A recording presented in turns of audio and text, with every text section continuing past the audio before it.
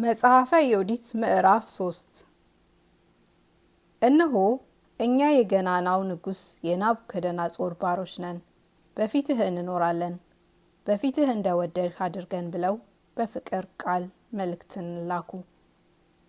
እነሆ አገሮቻችን፣ አምባዎቻችንም ሁሉ፣ እርሻችንም ሁሉ፣ መንጋዎቻችንም፣ የማሰማሪያዎችን ቦታዎች ሁሉ፣ በጎቻችንም በፊትህ ያንተ ገንዘቦች ናቸው፣ እንደወደድህ አድርግ። እነሆ ታላላቆች አገሮቻችንም በእነርሳቸው የሚኖሩ ሰዎች ባሮችህ ናቸው፣ መጥተህ እንደወደድህ አድርግ ብለው ላኩ።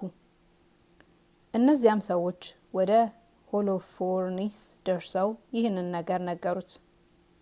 እርሱም ወደ መንደራቸው ወረደ፣ ሰራዊቱም ወረዱ፣ ከፍ ከፍ ያሉ አምባዎችንም አስጠበቀ።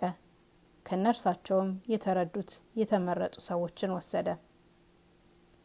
ወገኖቻቸውን ሁሉና ከነርሳቸውም አክሊል ደፍተው በዘፈን በገና እየደረደሩ ከበሮ እየመቱ ተቀበሉት። እርሱም አውራጃቸውን ሁሉ ዞረ፣ ጣዖቶቻቸውንም ሰበረ።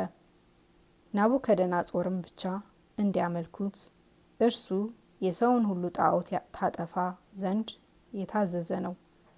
አሕዛብ ሁሉ ሰዎችም ሁሉ እግዚአብሔር እንዲሉት ያጠፉም ዘንድ የታዘዘ ነው።